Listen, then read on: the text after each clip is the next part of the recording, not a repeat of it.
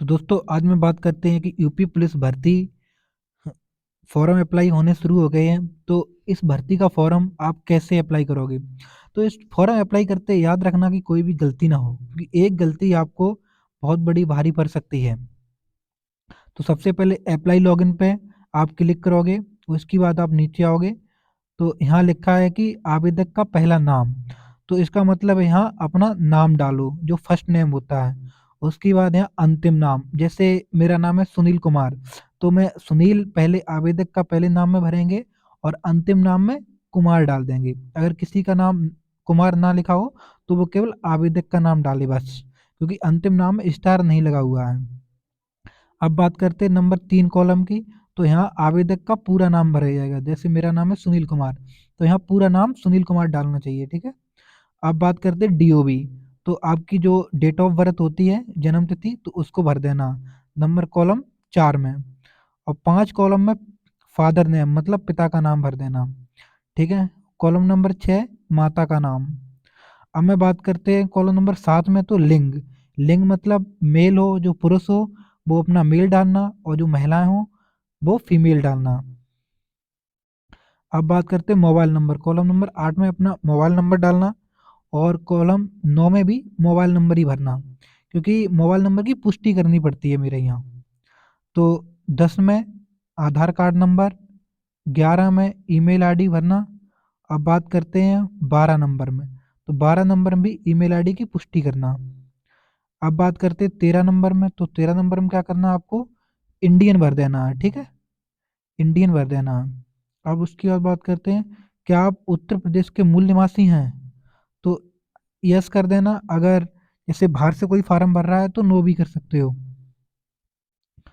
आगे हम बात करते हैं, हाँ, उसके बाद क्या आप S T, S C, O B C, E W S और एच सी सी डी के अंतर्गत आते हैं? अगर आप ओ बी सी हो, एस टी हो, एस सी हो, ई डब्ल्यू एस हो, तब तो आप यहाँ यस कर देना। अगर आप जनरल से हो तो नो कर देना, ठीक है। जब आप यहाँ यस करोगे तो यस करने के बाद आपको ये फार्म खुलेगा। मतलब यहाँ मूल निवास भरना पड़ेगा। जैसे मूल निवास किसका बना हुआ था ज़्यादातर? तहसीलदार, ठीक है। उसके बाद मूल निवास प्रमाण पत्र की जो तिथि होती है ना, उसको 14 नंबर कॉलम भरना है। फिर मूल निवास जो सर्टिफिकेट सीरियल नंबर होता है वो 14 नंबर डी में भरना है।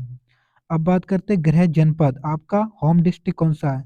तो मेरा जैसे है फर्रुखाबाद, तो मैं फर्रुखाबाद भर देंगे, और आपका जो हो वो आप भर देना, ठीक है।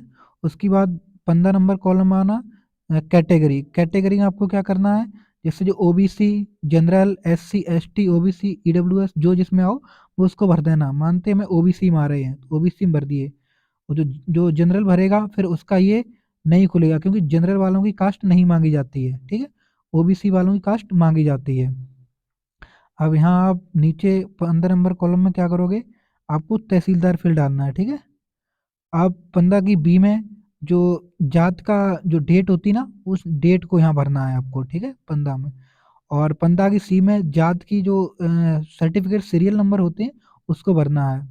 अब उसके बाद एप्लीकेशन नंबर भी और होता है, एक आवेदन संख्या होता है और एक सर्टिफिकेट सीरियल नंबर होता है, ठीक है। तो आपको ये कॉलम भर देना है। फिर आपको नीचे आना 16 नंबर में, क्या आप स्वतंत्रता सेनानी हैं?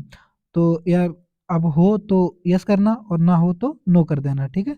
तो मैं नहीं है तो नो कर देते हैं, ठीक है। क्या आप उत्तर प्रदेश राज्य के कर्मचारी हैं और आपके पास आवश्यक मतलब जो रिकॉर्ड सर्टिफिकेट जो सर्टिफिकेट होता है वो है या नहीं? तो आप नहीं है तो नो कर देना, ठीक है। क्या आपने होम गार्ड में न्यूनतम 3 वर्ष की सेवा की है? तो अगर की हो तो यस, और नहीं की तो नो भर देना, ठीक है। क्या आप भूतपूर्व सैनिक हैं? अगर भूतपूर्व सैनिक हो तो यस करना, और अगर नहीं हो तो नो कर देना, ठीक है। आगे हम बात करते हैं अब शैक्षिक एजुकेशन क्वालिफिकेशन। तो यहाँ आपको क्या करना है? यहाँ आपको यूपी बोर्ड, जो पहला कॉलम है इसमें यूपी बोर्ड भरना है। फिर दूसरा कॉलम है इसमें, जैसे हाई स्कूल आपकी मतलब रिजल्ट कब आया था उस पर डेट पड़ी होगी, तो वो डेट डालनी है, ठीक है। और यहाँ आपको लिख देना पास, ठीक।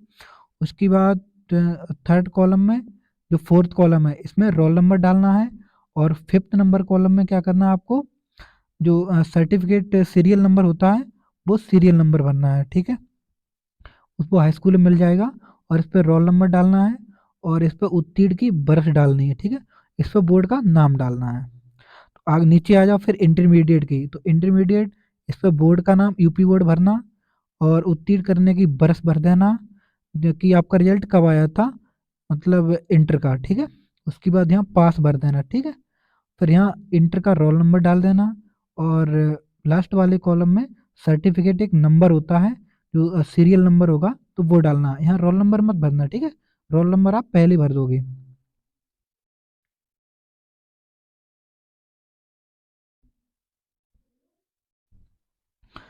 तो अब आपको याद रखना है आगे, क्या आपने डोइक नील्ट में कंप्यूटर में ओ लेवल प्रमाण पत्र किया है?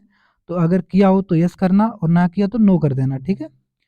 अब नंबर 23 कॉलम में, क्या आपने 2 साल की न्यूनतम अवधि के लिए जो टीए सेना होती है या आर्मी सेना, उसमें आपने मतलब रहे हो या नहीं? तो आप नहीं रहे हो तो नो कर देना, ठीक। अब बात करते हैं, क्या आपने राष्ट्रीय कैडेट कोर से बी सर्टिफिकेट मिला या नहीं? तो अगर आपके पास एनसीसी सर्टिफिकेट हो तो यस करना, और नहीं हो तो नो कर देना, ठीक। आप एड्रेस की बात करते हैं, तो नंबर 25 में आपको एड्रेस भरना है, ठीक है। जैसे आप किस गांव से हो, किस विलेज से हो, ठीक, गांव से और शहर, ये सब भर देना। और 25 में शहर का नाम, और 25 की डी में जो आपका राज्य है यूपी, तो यूपी भर देना। तो मैं उत्तर प्रदेश भर देते हैं। फिर यहाँ पे डिस्ट्रिक्ट आएगा, आप जिला भर देना। जैसे मेरा जिला फर्रुखाबाद है तो मैं फर्रुखाबाद भर रहा हूँ, आपका जो जिला है वो भर देना, ठीक है। अब पिन कोड, तो यहाँ पे अपना जो एरिया का पिन कोड होता है वो भर देना। उसके बाद आपको क्या करना है, इस पर टिक मार देना है अगर आपका सेम एड्रेस है, ठीक है। तो आपका नीचे भी भर के आ जाएगा। उसके बाद अब ऑप्शन आ रहा है कि प्रीव्यू एंड सबमिट, तो जब आप इसे क्लिक करोगे तो प्रीव्यू सबमिट है, तो मैंने ये फॉर्म नहीं भरा है तो मेरे में नहीं आएगा, ठीक। मैं बैक कर रहे हैं पीछे। तो अब उसके बाद मेरा अप्लाई हो गया। अप्लाई के बाद क्या होगा, ओटीपी एक्टिवेशन। अब इस पर क्लिक करना है ओटीपी एक्टिवेशन पे। तो यहाँ पर ओटीपी एक्टिवेशन क्या करना पड़ेगा आपको, जो आपने रजिस्ट्रेशन किया है वो रजिस्ट्रेशन संख्या डालनी है यहाँ पे, और यहाँ पे अपनी जन्म तिथि डालनी है।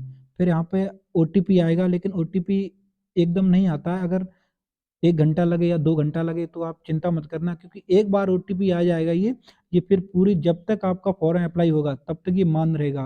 वैसे ओटीपी में क्या होता है कि 10 मिनट या 5 मिनट का मानता होती है, मगर इसमें ऐसा नहीं है, ऐसा बिल्कुल नहीं है। कि इसका तो जब एक बार आ गया तो आप वो ओटीपी कभी भी भर सकते हो, ठीक है।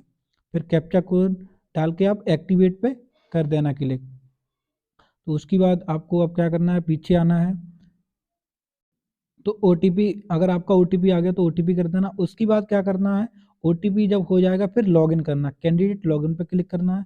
तो कैंडिडेट लॉगिन पे आप रजिस्ट्रेशन संख्या डालोगे, और डीओबी डालोगे, और कैप्चा कोड डालोगे।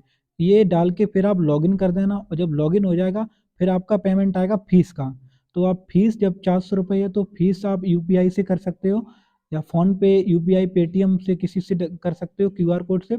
उसके बाद जब आपकी फीस कट जाएगी फिर आपके पास डॉक्यूमेंट अपलोड होने के लिए आएंगे। तो डॉक्यूमेंट अपलोड में आपको क्या करना है, आप अपना फ़ोटो साफ़ सुथरा होना चाहिए, और जल्दी का ही होना चाहिए, ज़्यादा पुराना ना हो। उसको आप अपलोड करोगे। और हाँ, एक चीज़ याद रखना कि सिग्नेचर, तो सिग्नेचर आप ब्लू पेन से मत करना, क्योंकि नोटिफिकेशन में साफ लिखा हुआ है कि ब्लैक पेन से सिग्नेचर होना चाहिए, ठीक है। उसके बाद आपको डोमिसाइल जो सर्टिफिकेट होता है वो अपलोड करना है, और जो कास्ट सर्टिफिकेट होता है जात वाला, और वो अपलोड करना है, ठीक है। ये अपलोड करके आप सबमिट कर दोगे। फिर सबमिट हो, तो जब आपका इतना काम हो गया है, सब जितने भी डॉक्यूमेंट हैं आपने अपलोड कर दिए हैं, हाई स्कूल की मार्कशीट है, इंटर की मार्कशीट है,